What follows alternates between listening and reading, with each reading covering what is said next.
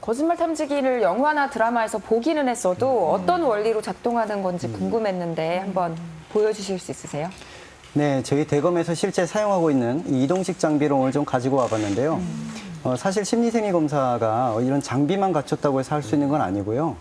표준화된 절차나 이 조건을 잘 충족해야만 신뢰성 있는 결과를 좀 볼 수가 있습니다. 지금부터 같이 보면서 우리 분석관님이 한번 얘기를 들어보시겠습니다. 검토를 합니다. 이후 면담을 진행하게 되는데요. 검사 시작하기 전에 피검사자, 즉 검사를 받는 사람에게 검사 동의 여부 확인을 받습니다. 이 심리생리 검사는 강제로 실시할 수가 없기 때문에 본인의 자발적인 동의 의사 확인이 꼭 필요합니다. 그리고 검사 받기에 신체적으로, 정신적으로 적합한지 확인하는 절차도 거치게 됩니다. 검사 받기에 적합하다고 판단이 되면 이제 검사를 진행을 하게 되는데요.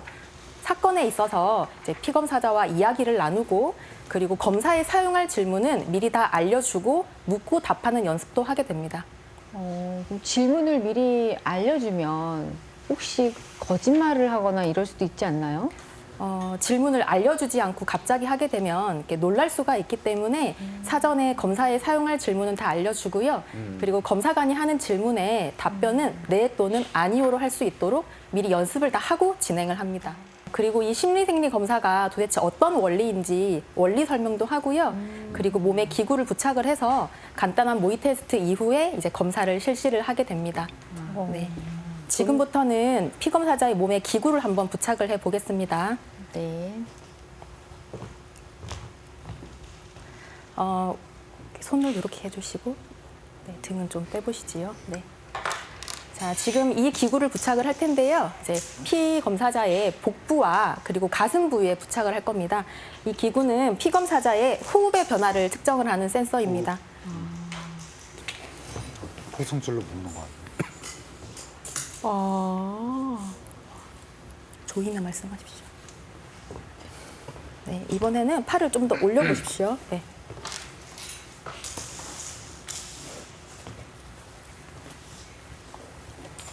가슴, 복부, 가슴. 네, 팔 한번 내려보시고요. 네, 등은 기대시면 그래서 이겨보려고 많이 해봤어. 근데 졌어.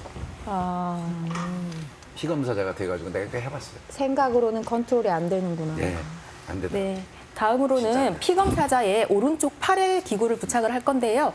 저희 병원 가면은 혈압재잖아요. 이제 네. 그것과 동일한데 피검사자의 그 혈압과 맥박을 측정하는 센서입니다. 좀 안 좋대요. 이게 쓰기가 이렇게 약간 그렇습니다. 뭐라 그럴까? 인제놀을 한번 먹고 갔거든요. 예. 그 인제놀 먹은 거가 영향이 안 돼. 인대놀이. 자율신경계. 네. 예. 아, 뭔가 영양, 감기약 같은 거 먹고 가고. 인데놀이라는 약물이 있습니다. 네. 일부러 그걸 먹으면 조금 교란. 그건 지금 팁이잖아요. 네, 마지막으로 이제 왼쪽 손끝에 기구를 부착을 할 텐데요. 이건 땀 분비를 측정을 하는 센서입니다. 이렇게 준비할 때 네, 거짓말하고 번째 있는 부탁드립니다. 피의자들은 너무 긴장될 것 같아요. 긴장되는 정도. 하다가 지금 거짓말하고 있지 않는 중간에 제가 저거 긴장되는데. 검사하다가 저기서 그냥 이미 얼어가지고 바로 저 거탐 조사관한테 자백하는 경우도 꽤 있어요. 잠깐만요. 그냥 네, 말씀드릴게요. 그냥 말씀드릴게요. 그리고 자백하고 그 형사 불러요 금방. 그리고 들어가면 다 자백한다고 그러는데 우리 데리고 나오는 경우도 꽤 지금 있어요. 보니까 이 과정이 되게 네, 긴장돼요. 꽤 있어요. 네, 기구 부착은 완료가 되었습니다.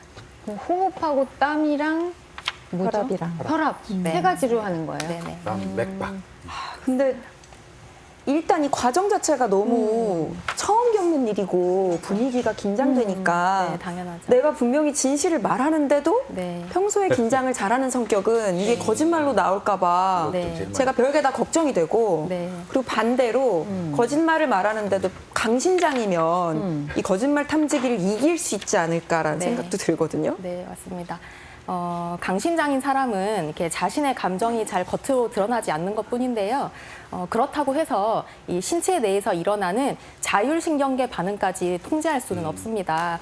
우리가 일반적으로 얘기하는 뭐 대범한 사람, 소심한 사람 이런 개인의 성향이 이 검사에 영향을 미치진 않습니다. 그러니까 생각으로 컨트롤하는 게 아니라 네. 생리 반응이기 때문에 네, 그렇습니다. 신체 변화를 숨길 수가 없다라는 거죠. 네, 그렇습니다. 자, 그럼 무슨 질문을 하는 거죠, 이제는?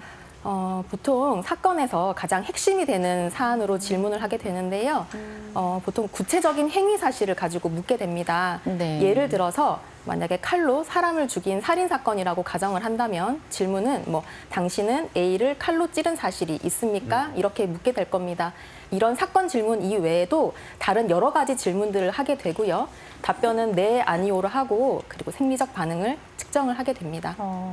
저는 굉장히 기발한 질문을, 허를 찌르는 질문을 이렇게 막 던지는 건 줄 알았거든요. 그 신문 기법이고요, 수사관에. 이거는 미리 질문지를 다 주는 건데도 네. 내가 거짓말을 할 경우에는 네. 반응이 나온다는 거죠. 갑자기 질문 던져서 뭐 놀라고 이런 뭉진하면은 거짓이고 뭐 평온하면 진실이고 그런 검사가 아니고요. 네, 미리 다 질문을 알려주고 답변도 할 수 있게 연습을 하고 진행을 하게 됩니다. 근데 예, 아니오가 아니라 뭐 기억이 나지 않습니다. 이래도 안 되는 거예요? 보통 네, 아니오로 답변을 하게 하는 게 원칙이고요. 네, 말을 길게 하진 않습니다. 답변은 네, 아니오로 하게 합니다. 그런 경우에는 네. 기억이 나는지를 물어보면 됩니다. 기억이 납니까?라고. 이 거짓말 탐지 검사라는 게 어떤 구체적인 행위 사실을 물어보는 게 가장 좋지만 사실 그 원리를 보면 그 내 의식 속에 자리 잡고 있는 어떤 기억을 탐지하는 거거든요. 그 기억에서 직접 물어볼 수 있는 거죠. 지금 말씀하신 뭐 당신은 A를 칼로 찌른 적이 있습니까? 이거는 굉장히 직접적인 돌직구 같은 질문이잖아요. 그렇죠. 사건에서 가장 핵심이 되는 질문을 하게 됩니다. 와, 그럼 어떤 식으로 반응이 나오나요? 네, 지금 방금 한 이 살인 사건 예시의 질문으로 검사하는 장면을 한번 보여드리도록 하겠습니다. 일단 차트를 좀 흘러가게 하고 제가 질문하기 전에 말씀드리겠습니다. 자, 이제 질문 한번 해보겠습니다. 네. 당신은 A를 칼로 찌른 사실이 있습니까? 아니요. 지금 저희가 봐야 되는 그래프가 뭐죠? 네, 그래프를 같이 한번 보실까요? 예, 첫 번째는 이제 피부 전기 반응 그래프인데요. 이 거짓말을 하면 이 발각에 대한 두려움 그리고 죄책감과 같은 이 심리 상태의 변동이 나타나고 그것은 생리적인 반응으로 이어지게 되어 있습니다. 그 중에 하나가 저렇게 그 땀의 분비량이 증가하는 건데요. 그런 경우에는 이렇게 그 정기적인 반응으로서 이 피부 전도도가 증가하게 됩니다. 그럼 그래프가 저런 식으로 이제 상승 곡선을 나타내게 되는 거죠. 훅 올라가죠. 그럼 땀이 잘 안 나는 사람들은 땀의 분비량의 변화를 보는 것이기 때문에 네. 기본적으로 땀이 많이 나건 적게 나건 그것 자체는 별로 중요하지 않습니다. 그런데 정말 땀이 나지 않는 사람 같은 경우는 네. 이 손가락 끝에 그 젤을 발라서 전도율을 좀 높이는 그런 조치를 하는 경우는 방법은 있습니다. 다 있군요. 호흡은 어떻게 알 수 있어요? 네, 이번엔 호흡 반응 그래프인데요. 거짓말을 하면 호흡의 패턴이 변하기도 합니다. 지금 저 보시는 그래프는 이제 흡기와 호기, 그러니까 들숨과 날숨의 비율이 변하는 걸 보여주고 있는 그래프인데요. 지금 보시면 붉은색 구간에서 호흡이 상당히 늘어지는 것을 볼 수 있죠. 네. 그렇군요. 저 빨간색 구간은 호흡이 좀 길게 늘어지는 패턴을 보이네요. 네네네. 또 혈압도 측정한다고 하셨죠? 네, 이번에는 혈압 반응 그래프인데요. 그래프가 급격하게 상승하는 모습을 보여주고 있는데 이 혈압이 오르고 있는 모습입니다. 물론 이런 일시적인 반응만을 보고 거짓이라고 판단하는 건 아니고요. 이 반복되는 검사에서 일관되게 이 특정 질문에서 계속해서 반응이 나타난다면 우리가 거짓으로 볼 수 있는 거죠. 근데 예를 들어 어떤 특정한 질문에 거짓말 반응이 나온다 했을 때 그렇다고 해서 막 압박 질문을 하거나 더 구체적으로 예상 질문에 없던 질문을 하거나 그러지는 않나 봐요. 네, 대답을 강요하거나 압박하지는 않습니다. 다만 이제 거짓말로 이제 판정이 되었을 때는 또 다른 사안 가지고 이제 추가 검사를 해볼 수는 있습니다. 심리 생리 검사에서 검사를 받는 사람이 이 기계에 대해서 잘 아는 사람이라면 받는 사람이 검사 이런 결과를 좀 조작을 할 수가 있을까요? 예를 들어서 김복준 형사님이 맞아요. 피 검사자가 돼서 아시잖아요. 거짓말 탐지기 검사를 하면 원하는 결과를 낼 수 있을 것 같거든요. 사실 실제로 제가 수사관 하면서 저거 안 믿었어요. 그래서 한 서너 번 해봤습니다. 실제로 피 검사자가 돼가지고 네. 다 졌습니다. 의도대로 안 돼요. 예, 그게 그렇게 거짓말이 되는 게 아니에요. 김복준 형사님이 안 되면 안 되는 거예요. 제가 안 되면 안 돼요? 네, 영화에서 보면 그런 훈련을 받는 장면들도 나오잖아요. 네. 예, 예. 그런데 사실 별 효과가 없습니다. 그런 교란 행위를 적발하는 장비나 방법들이 다 개발돼 있고요. 그렇기 때문에 그런 시도들은 사실상 이제 무의미하다고 보여집니다. 굉장히 오랫동안 전통적으로 그런 것들을 예방하기 위해서 많은 절차와 그럼요. 표준화가 돼 있다는 말씀이시죠? 예, 그렇습니다. 근데 이렇게 본인이 하는 거짓말, 본인이 만든 거짓을 사실이라고 믿는 이렇게 병도 있잖아요. 아, 뭐 리플리 리플리 증후군. 증후군처럼. 이 리플리 증후군은 허위의 가상 세계를 건설해서 그것을 사실이라고 믿고 계속해서 거짓말을 하는 일종의 신드롬인데요. 그렇다면 이제 망상과 가까웠다고 보여집니다.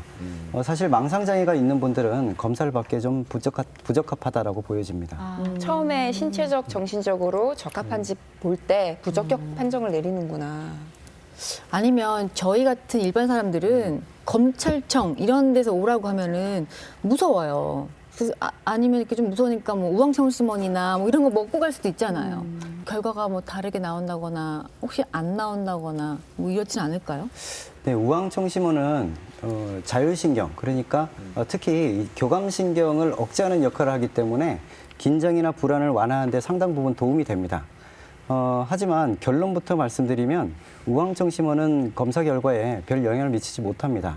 이 심리생리 검사는 어떤 불안 수준을 보고 이 사람이 거짓이다 아니다 이렇게 평가하는 게 아니고 어떤 특정 질문에서 어떤 생리적인 반응의 변화가 나타나는지 이걸 보는 거기 때문에 약을 먹고 뭐 긴장이 좀 풀렸다 하더라도 결과가 달라지지는 않습니다. 어떤 절대적인 수치값이 넘느냐를 보는 게 아니라 상대적으로 특정 질문에 반응하냐를 보기 때문에. 그렇죠.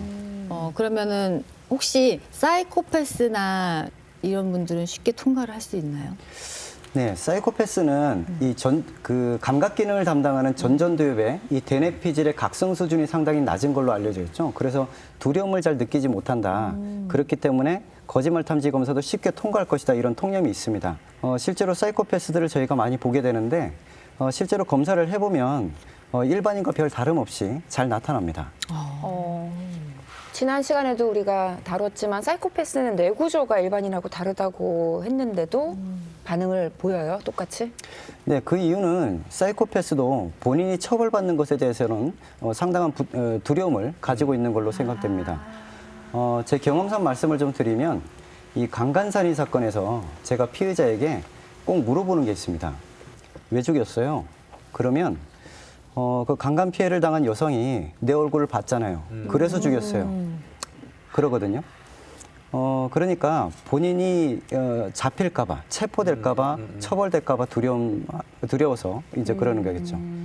정리하면 이제 사이코패스는 어떤 두려움을 느끼는 어떤 상황이나 맥락이 일반인과 좀 다를 뿐이지 본인이 처벌받는 것에 대해서는 아주 강한 압박감이나 두려움을 갖고 있다고 생각이 됩니다. 그러니까 상대 피해자에 대한 죄의식이 없을 뿐이지 본인이 처벌받는 것에 대해서는 똑같이 두려움을 갖고 있구나.